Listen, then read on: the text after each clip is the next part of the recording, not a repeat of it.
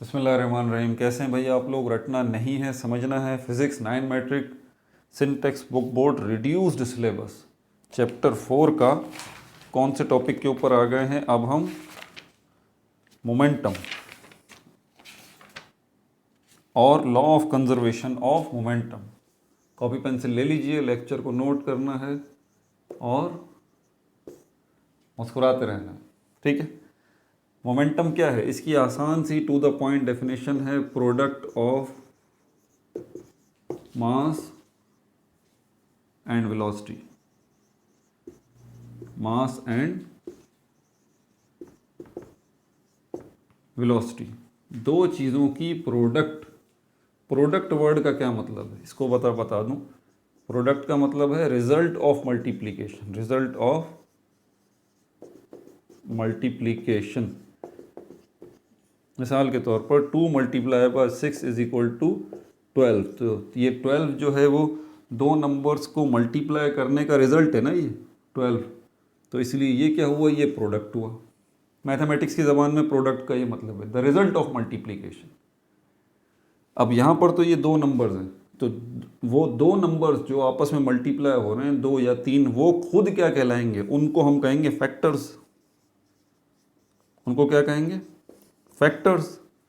ये एक फैक्टर ये रहा, एक फैक्टर ये रहा। ये पहला फैक्टर जो है वो 2 है, दूसरा फैक्टर जो है वो 6 है। तो result of multiplication is product, और वो जो नंबर आपस में मल्टीप्लाई हो रहे हैं उनको फैक्टर्स कहा जाता है। तो एक बात तो तय है, फैक्टर्स होने लाजमी है। प्रोडक्ट की अगर बात करेंगे तो फैक्टर्स की भी बात करनी पड़ेगी, क्योंकि प्रोडक्ट आपको जब भी मिलती है जब फैक्टर्स होते हैं। अब हम यहाँ पर मोमेंटम को कह रहे हैं कि ये मोमेंटम क्या है? ये प्रोडक्ट है, तो इसके फैक्टर क्या हैं भाई? मोमेंटम क्या है? एक प्रोडक्ट है, उसके फैक्टर क्या हैं? ये रहे, मास m और वेलोसिटी v। तो मोमेंटम को हम p से रिप्रेजेंट करते हैं, ये हो जाएगा mv। ये लीजिए, मास एंड वेलोसिटी। ये तो मैथमेटिकल एक्सप्लेनेशन हो गई। अब आगे चलते हैं, एक प्रैक्टिकल ज़ाती तजुर्बा बताता हूँ। आपको भी कभी हुआ होगा, ध्यान से सुनिएगा ज़रा, बड़ा मज़ेदार किस्म का है। अब बाइक पे जा रहे हैं, स्पीड में जा रहे हैं बहुत तेज़। फ्लाइज या मक्खियाँ जो है वो रास्ते में आ जाती हैं उड़ते हुए, ठीक है। आप बड़ी तेज़ी से जा रहे हैं। कभी आपने फील किया है कि रास्ते में जो आराम से मक्खी उड़ रही है वो आपके फेस से जब हिट होती है तो आपको ठीक ठाक तकलीफ़ होती है? सोचने की बात है। एक मक्खी आपके फेस से टकराई, आपको बड़ा फील हुआ यार, दर्द हुआ है। कभी हुआ ऐसा? इत्तेफाक हुआ होगा, ये नॉर्मली हो जाता है। मैं तो तेज़ बाइक चला रहा हूँ कभी, और वो मक्खी की रफ्तार नहीं है, ये बता दूँ। वो मक्खी तेज़ रफ्तारी से नहीं उड़ रही, मक्खी अपनी रफ्तार से उड़ रही है। रफ्तार आपकी बहुत ज़्यादा है, मक्खी की नहीं है। मक्खी का वज़न भी तेज़ नहीं है, आपका वज़न भी ज़्यादा है, आपकी रफ्तार भी ज़्यादा है। मक्खी की रफ्तार नॉर्मल है और उसका वज़न भी वही है, लेकिन वो मक्खी आपको जब इतनी तेज़ रफ्तारी से जब आप उस मक्खी से जाकर टकराते हैं तो आपको बहुत ज़्यादा फील होता है, दर्द होता है। और नॉर्मली वो मक्खी अगर आपसे टकरा जाए तो आपको कोई इतना फील नहीं होता। वजह क्या है? दोनों केसेस पे थोड़ा सा गौर कीजिए।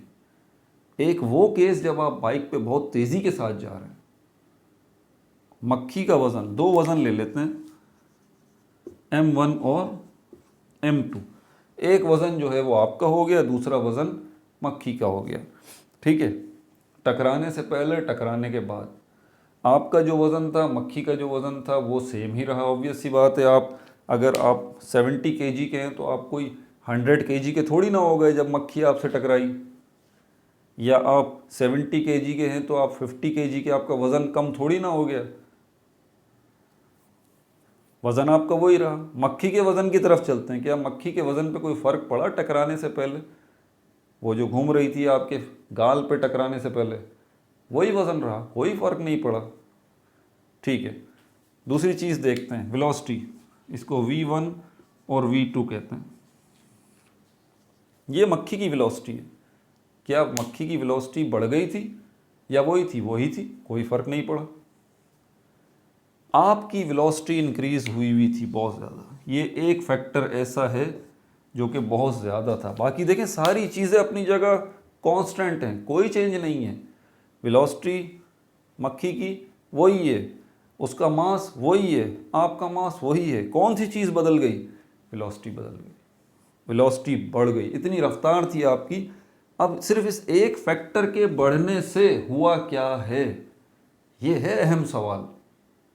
इस एक फैक्टर के बढ़ने से, अब यहाँ देखिएगा जो बात समझाना चाह रहा हूँ ना, वो यहाँ देखिएगा। ये भी तो दो फैक्टर हैं। मोमेंटम क्या है? ये भी प्रोडक्ट है। इन दोनों फैक्टर्स का मल्टीप्लाई का रिजल्ट प्रोडक्ट क्या है? ये 12 है। और यहाँ पर ये मास और वो वेलोसिटी, ये मास और वो वेलोसिटी, इनमें से मक्खी का तो ना मास चेंज हुआ ना वेलोसिटी चेंज हुई। आपका मास चेंज नहीं हुआ, आपकी वेलोसिटी चेंज हो गई। तो एक फैक्टर में बदलाव आ गया ना, रिजल्ट पे फ़र्क पड़ेगा? बिल्कुल पड़ेगा, क्योंकि ये दोनों फैक्टर्स हैं। इनका रिजल्ट क्या है? इनका रिजल्ट ये रहा, मोमेंटम। और प्रैक्टिकली ये क्या है? ये वो असर है, ये वो इफ़ेक्ट है जो कि आपने अपने गाल पर फील किया, जो कि आपने अपने गाल पर फील किया। तो मोमेंटम क्या है? Product of mass and velocity. अब यहाँ पर अगर आप बहुत ज़्यादा पुरअसर किसी चीज़ को बनाना चाहते हैं जो कि बहुत ज़्यादा असरअंदाज हो, तो आपको लगता है कि हाँ ये तो एक छोटी सी बॉल है, अब ये छोटी सी बॉल जो है वो इतना ज़्यादा क्या किसी को नुकसान पहुँचाएगी, इसका तो वज़न इतना है ही नहीं। तो भाई आप एक फैक्टर, अगर वज़न इसका इतना नहीं है तो आप इसकी वेलोसिटी बढ़ा दीजिए, ऐसा ज़बरदस्त असर करेगी, क्योंकि दोनों हिस्से एक दूसरे के साथ कनेक्टेड हैं। स्पीड बहुत तेज़ कर दें आप इस छोटी सी बॉल की, जाके हिट करेगी, तो आप देखें ज़रा, मास उसका वही है, उससे वो कुछ नहीं कर सकती। अच्छा, अगर आपको लगता है कि वज़न स्पीड बढ़ाना ज़रूरी नहीं है, तो फिर आप मास बढ़ा दें, उस छोटी सी बॉल का वज़न इतना बड़ा कर दें, फिर भले उसकी रफ्तार स्लो भी होगी, वो बॉल जिसके ऊपर जाके गिरेगी उसका तो कुली पड़ जाएंगे, फिर वो बचेगा कोई। दोनों चीज़ें मैंने बता दी, बॉल का की रफ्तार और बॉल का वज़न। आप किसी एक चीज़ को बढ़ा दें, मोमेंटम पे फ़र्क पड़ जाएगा। समझ आ गई बात? इसको मिसाल लगा के देख लेते हैं। ये 2 जो है, इसको अगर मैं 3 कर देता हूँ, पहले 2 था अब 3 हो गया, 3 6 18, फ़र्क पड़ गया? फ़र्क पड़ गया ना? एक फैक्टर में तब्दीली की है, दूसरे को तो नहीं छेड़ा।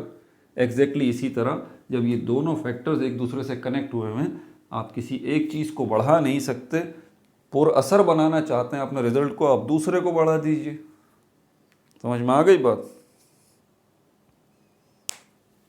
तो ये था momentum. Law of conservation of momentum की तरफ चलते हैं अब इसके साथ ही, बल्कि नहीं, इस पे तो इसको ऐसे ही रखें, मोमेंटम का इंट्रोडक्शन ही हो गया। लॉ के लिए दूसरी वीडियो बनाते हैं।